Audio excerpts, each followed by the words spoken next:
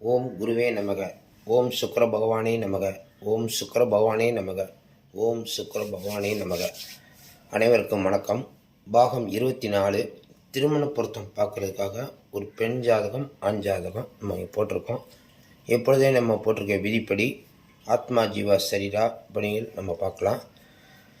பெண் ஜாதகம் 12/5/1997 காலை 11:45 பிறந்திருக்காரு. பூச நட்சத்திரம் 1ஆம் பாதம், கடகராசி, கடக லக்னமே அமைஞ்சிருக்கு.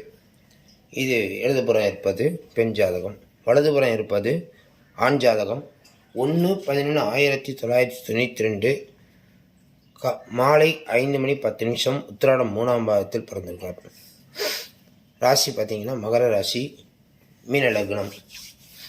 சரி, இரண்டு பேருக்கும் பொறுத்த இருக்கான்னு பார்த்தீங்கன்னா பூச நட்சத்திரமும் உத்திராட நட்சத்திரத்துக்கும் பார்த்தீங்கன்னா 10க்கு 6 பொருத்தம் இருக்குது அப்படின்னு சொல்லிட்டு முதல் கட்டமாக எல்லோரும் சொல்லுவாங்க. நீங்களே சாப்பிட்டு போட்டாலும் உங்களுக்கே தெரியும். இதுக்கு அடுத்தபடியாக வந்து பார்த்திங்கன்னா இந்த கட்ட பொருத்தம் பார்க்கும்போது தான் ஜோதிடத்தை வருவாங்க.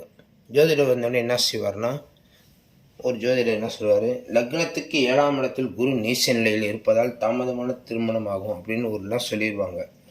எப்போவுமே ஒரு ஜாதகம் என்பது வந்து கிரகங்கள் இயக்கிட்டு இருந்தாலும் முக்கியமாக தசாநாதர்கள் இயக்குவார்கள். அந்த ஜாதகத்தை இயக்குறது யாருன்னா தசாநாதர்கள் தான். புதன் திசை சந்திரபுத்தி இந்த ஜாதகத்தில் நடந்துகிட்டு இருக்கு. ஆண் ஜாதகத்தில் ராகு திசை சுக்கிரபுத்தி நடந்துகிட்டு இருக்கு. இந்த இடங்கள்ல பார்த்தீங்கன்னா கோச்சார குரு பயணம் செய்யும் போது அந்த இடங்கள் பலப்படும் அப்படிங்கிற ஒரு விதி அந்த இடத்துல இருக்கு. சரி, இப்போ நம்ம விதிப்படி என்ன செய்யலாம் அப்படின்னு கேட்டீங்கன்னா, ஜென்ம நட்சத்திர அதிபதியை கொண்டு திருமண பொருத்தம் பார்ப்பது அப்படிங்கிற விதியில் ஜென்ம நட்சத்திர அதிபதி சனி ஆண் ஜாதகத்தில் மகர ராசியில் நின்று திருவோண நட்சத்திரம் 3ஆம் பாதத்தில் இருக்கார். அப்போ சந்திரனுடன் தொடர்பு கொள்கிறார். சந்திரன் உத்திராட நட்சத்திரத்தில் இருக்கார். இவர் ஜென்ம நட்சத்திர அதிபதி. அப்போ சனி பகவானுக்கு சந்திரன் சூரியன் தொடர்பு வருவதால் ஒரு வசிய பொருத்தமாகும். ஜென்ம நட்சத்திரவையை தொட்டாலே வசியம் வந்துடும், அவர்கள் பிரிக்கவே முடியாது அப்படிங்கிற விதி. இது அப்படி தான் பார்க்கணும். ஓகேங்களா? சரி, இவருடைய ஜாதகப்படி ஜென்ம நட்சத்திர சூரியன் பெண் ஜாதகத்தில் மேசராசியில் நின்று கார்த்திகை 1ஆம் பாதத்தில் இருப்பதால் சுயசாரம் பெற்றுக்கொண்டார். அதன் வீட்டின் பிரதிநிதி செவ்வாய். இந்த வீட்டின் பிரதிநிதி யாருன்னா இந்த வீட்டின் அதிபதி செவ்வாய். அவர் பரிவர்த்தனையாக இருக்கார். நல்லா கவனிங்க. அந்த பரிவர்த்தனை எப்போ வேலை செய்யும் அப்படின்றதெல்லாம் விதி இருக்குது. பரிவர்த்தனை எல்லா நேரத்துலையும் நடந்துடாது. ஓகேங்களா? அதுக்கெல்லாம் நம்ம விதிகள் தனியாக சொல்லிகிட்டே இருக்கோம். சரி, இப்போ செவ்வாய் பூர நட்சத்திரம் 4ஆம் பாதத்தில் இருக்கார். இங்கே இருந்தால் பூர நட்சத்திரம் 4ஆம் பாதம். சுக்கிரன் கார்த்திகை நட்சத்திரம் 4ஆம் பாதத்தில் இருக்கார். சுக்கிரன் கார்த்திகை நட்சத்திரம் 4ஆம் பாதம். சூரியன் சுயசரம் பெற்றுக்கணும். செவ்வாய் சுக்கிரன் திரும்ப சூரியன். இதுவும் ஆத்மா ஜீவா சரீராவோட இருக்குது. இங்கே ஜென்ம நட்சத்திரத்தை தொடாட்டினாலும் ஒரு வசிய பொருத்தம் இருக்குது அப்படிங்கிற விதி ஆத்மா ஜீவா சரீரா இருக்குது அப்படிங்கிறது விதி இருக்குது. சரி, இது முதல் கட்டமாக 2 கிரகமும் இணைக்கலாம் அப்படிங்கிற விதியும் வந்துருச்சு. இப்போ ஜென்ம நட்சத்திர அதிபதி அப்படியே கொண்டு இந்த ஜாதகத்தில் பார்க்கணும். சனிக்கும் சூரியனுக்கும் நடுவே இப்போ கோச்சார ராகு போயிட்டுருக்கார். இங்கே தான் முக்கியமாக பாயிண்ட் கவனிக்கணும். கோச்சார ராகு நவம்பர் மாதம் 30ஆம் தேதி மேசராசியிலேருந்து மிதுன ராசிக்கு வந்தார். 2 மாதம் ஒரு பாதத்தில் இருப்பார். ஒரு பாதத்துக்கு 2 மாதம் ஆகும். அப்போ 2 மாதம் போது டிசம்பர் ஜனவரி இங்கே தான் இருப்பார். அம்சத்தில் பார்த்தீங்கன்னா இங்கே தான் போயிருப்பார். ஒரு பாதம் முடிஞ்சு 2ஆம் பாதத்தில். இப்போ இவருடைய ஜாதகத்தில் சனி பகவான் எங்கே இருக்கார்? 2ஆம் பாதத்தில் இருக்கார். அப்போ 4ஆம் பாதத்துலேருந்து 3ஆம் பாதத்தில் போயிட்டுருக்காரு. நடுவில் இருப்பதால் பேச்சுவார்த்தையில் தடை செய்யும். ஒரு 2 மாதம் கழித்து மார்ச் மாதத்துக்கு மேலே பேசலாம்.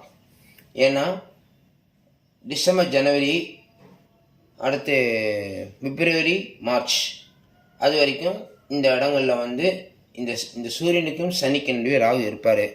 அதை கடந்து அந்த டிகிரி வைஸ் கடந்த உடனே இந்த ராகு கடந்த உடனே இவங்க பேசினால் இன்னும் பேச்சுவார்த்தையில் வலு ஏற்படும் அப்படிங்கிற விதி இருக்குது. இது ஜென்ம நட்சத்திரவி சூரியன் சனி நடுவில். இந்த ஜாதகத்தில் பாருங்கள், சனிக்கும் சூரியனுக்கு நடுவே ராகு இருக்கார். இங்கே தான் இந்த மாதிரிலாம் பொருத்தம் பார்க்காம திருமண பொருத்தம் பார்த்துட்டு 10 பொருத்தம் இருக்குது அப்படின்னு போய் கல்யாணம்லாம் செஞ்சுட்டு பிரச்சனை வர காரணம் தான் இந்த சூரியன். இவருடைய ஜென்மநட்சத்திர சூரியன், இந்த ஜென்மநட்சத்திர சனி, இந்த ரெண்டுக்கு நடுவில் ராகு இங்கே இருக்கார் பார்த்தீங்களா. அப்போ இதுக்கு என்ன சொல்யூஷன் கேட்டிங்கன்னா, இந்த மாதம் என்ன மாதம்னு பார்த்தீங்கன்னா தை மாதம். எல்லாருக்குமே தெரியும், தை மாதத்தில் சூரியன் எங்கே இருப்பார்னா இந்த இடத்துல இருப்பார். அப்போ இந்த சூரியனுக்கு இப்போ இந்த ராகு கடந்து இங்கே வந்துட்டார். ஜாதகத்தில் இங்கே இருக்கார், ஆனால் இன்றைக்கி கடந்து வந்து மார்கழி மாதம் இங்கே வந்துட்டார். அப்போ சூரியனும் சனியும் சேர்ந்து இருப்பதால் தாராளமாக இது ஒரு வசிய பொருத்தம் ஆகிறது. இந்த மாதம் பேசலாம். ஆனால் நிச்சயதார்த்தம் பண்ணோம்னா இங்கே ராகு போயிட்டு இருக்கனால கொஞ்சம் கடந்த பிறகு செய்தால் சிறப்பு. இன்னொரு விதியும் பார்க்கலாம். சூரியன் இந்த இடத்துல இருக்கும்போது ஒன்று கோச்சார சனி, இப்போ சமீபத்தில் சனி பயிற்சி நடந்தது, இப்போ சனி பகவான் இங்கே இருக்கார். அப்பையும் பார்த்தீங்கன்னா சூரியனுக்கு சனிக்கு நடுவே இங்கே கேதுவும் இந்த இடத்துல கோச்சார ராகுவும் இருப்பதால் பேச்சுவார்த்தையில் கொஞ்சம் முரண்பாடுகளாகவே இருக்கும். இதை தாண்டி இந்த சனி பகவான் வர்றதுக்கு வாய்ப்பு இல்லை. அதுக்கு பதில் தான் சூரியன் வந்து இங்கே பாருங்கள் ஒரு வலு சேர்க்குற மாதிரி கோச்சார சனியும் சூரியனும், சனி இங்கே இருக்கார், சூரியன் இங்கே இருக்கார். இப்போ இந்த குருவுடைய நட்சத்திரம் எந்த நட்சத்திரத்தில் இருக்கான்னு பார்த்தீங்கன்னா அவிட்டம் 2ஆம் பாதத்தில் இருக்கார். இந்த அவிட்டம் 2ஆம் பாதம் சூரியன் கடக்கிறதுக்கு எவ்வளோ நாள் ஆகும் கேட்டிங்கன்னா தை மாதம் முடிஞ்சாலே கடந்துடுவார். ஏன்னா இது நீச்ச கிரகம் இந்த இடத்துல, அது ஒரு தடை பண்ணிக்கிட்டே இருக்கும். அப்போ கோச்சார சூரியன் கடந்து போய் இந்த சனி பகவானை அவிட்டம் 3ஆம் பாதத்தில் போகும்போது, 3ஆம் பாதம் போவதற்கு அவருக்கு பிப்ரவரி மாதம், அதாவது மாசி மாதம் 3ஆம் தேதிக்கு மேலே, 1ஆம் தேதிக்கு மேலேயே கிராஸ் ஆகிடுவார். அது பிறகு தாராளமாக பேசலாம். இந்த ராகு இதெல்லாம் இந்த இடத்துல தடை செய்யாது. இது ஜென்ம நட்சத்திர அதிபதியை கொண்டு ஒரு வசிய பொருத்தமும் தடை செய்யாமல் திருமணம் நடப்பதற்கும் அப்படிங்கிற ஒரு விதி. சரி, அடுத்த ஸ்டெப் வந்து திருமண பொருத்தம் பார்க்கும்போது என்ன திசை நடக்கும் பார்த்தீங்கன்னா புதன் திசை சந்திர புத்தி நடந்துகிட்ருக்கு. இதான் ஜாதக தனியாக பார்க்கும்போது புதன் திசை சந்திர புத்தி. இங்கே நடுவில் எந்த கிரகமும் இல்லை. 2வது 4, 10 தான் இருக்குது. தாராளமாக இது திருமண காலமாகவும் எடுத்துக்கலாம். இந்த ஜாதகத்தில் ராகுவும் சுக்கிரன், ராகு திசை சுக்கிர புத்தி இரண்டும் சேர்ந்து ஒரே இடத்தில் இருப்பதால் தாராளமாக இந்த காலகட்டத்தில் பேசலாம். அது ஒரு விதி. இப்போ தசாநாதன் நம்ம 2 பேரையும் பார்க்கணும். புதன் திசை ராகு புத்தி, புதன் திசை ராகு திசை, இங்கே 2 பேர் சேர்ந்தா இருக்காங்க இந்த ஜாதகத்தில். இந்த ஜாதகத்தில் புதன் ராகு ரொம்ப தள்ளி போயிட்டதுனால தாராளமாக தசாநாதன் தடை செய்யவில்லை. தாராளமாக பேசலாம். வசியை பொறுத்த இருக்குது, ஆத்மா ஜீவா சரீராகி இருக்குது. குழந்தை பாக்கியம் அப்படிங்கிற ஒரு விதி பார்க்கலாம். அப்படின்னு பார்த்தீங்கன்னா ஏன் குழந்தை பாக்கியத்தை பார்க்குறேன்னு கேட்டிங்கன்னா இங்கே மகேந்திரம் அப்படின்னு சொல்கிறது இன்ட்டு பண்ணியிருக்கோம்.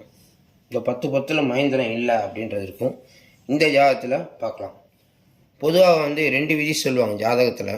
ஒன்று ஸ்தானாதிபதி செய்வார் அல்லது காரகன் செய்வார் அப்படின்ற விதிப்படி இங்கே காரகன் சொல்லக்கூடிய குரு நீசனிலே இருந்தால் இருக்கிறாரு. ஆனால் பரிவர்த்தனை அப்படிங்கிற ஒரு விதி சொல்லுவாங்க. ஆனால் இந்த ஜாதகத்தில் பரிவர்த்தனை ஆகாது. ஏன்னா நடுவில் கேது இருக்கார். இந்த கேது இருந்து இந்த பரிவர்த்தனை தடை செய்வார் அப்படிங்கிற விதி. இப்போ ஆனால் இன்னொன்று சொல்லலாம், கொஞ்சம் பலம் கொடுக்கும். ஆனால் குரு வந்து இங்கே போயிட்டார், கோச்சார குரு இங்கே இருக்கார். சரி, அதை அப்புறம் பார்த்துக்கலாம்.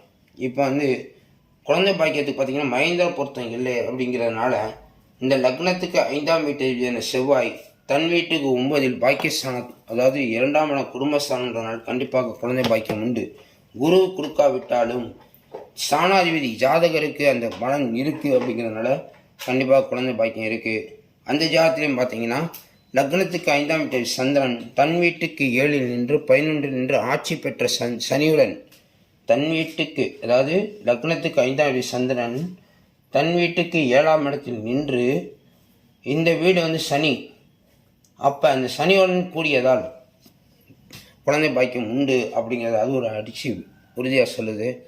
இது போன்ற உங்கள் ஜாதகம் திருமண பொருத்தம் பார்க்கவும், வசியத்துடன் இருப்பதும் விவாகரத்து இல்லாத ஒரு பொருத்தமும் அமைய வேண்டும் என்றால் எனது நம்பரை டிஸ்கிரிப்ஷனில் தரேன், கான்டாக்ட் பண்ணுங்கள். வாட்ஸ்அப் மட்டும் தான், கால் நம்பர் கிடையாது. ஓகேங்களா? எப்பயும் போல் நான் கடைசியாக சொல்கிற வார்த்தைகள் உங்கள் மனசில் ஓடிக்கிட்டு இருக்கோம்.